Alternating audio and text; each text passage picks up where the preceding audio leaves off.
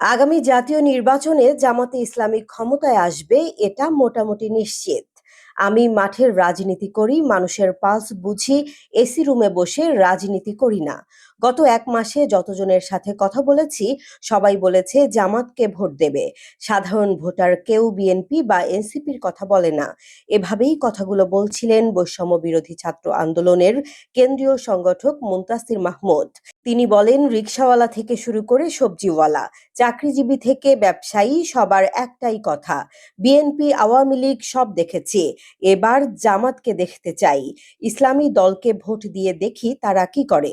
20 November সামাজিক যোগাযোগ মাধ্যম ফেসবুকে এক পোস্টে মুনতাসির মাহমুদ বলেন, আগামী জাতীয় নির্বাচনে যদি সুষ্ঠু ভোট হয় তাহলে জামাতে ইসলামী ক্ষমতায় আসবে। এক বিন্দু বানানো কথা নয়, এটা গ্রাউন্ড রিয়ালিটি, মাঠের বাস্তবতা। কিন্তু জামাতের জন্য সবচেয়ে বড় চ্যালেঞ্জ হলো ভোট কেন্দ্র দখল এবং সন্ত্রাস ঠেকানো।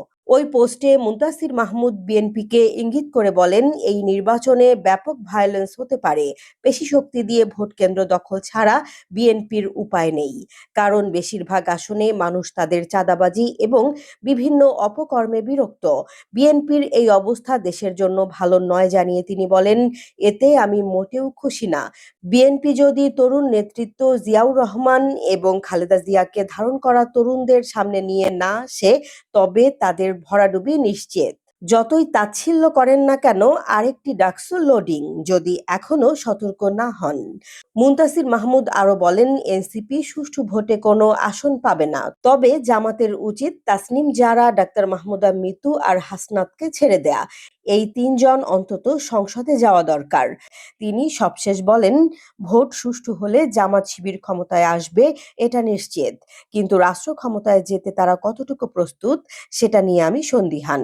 জনসমর্থনের পাশাপাশি তাদের প্রস্তুত থাকতে হবে সন্ত্রাসীদের হাত থেকে ভোট কেন্দ্র রক্ষা করার এবং ইলেকশন ইঞ্জিনিয়ারিং রুখে দেয়ার।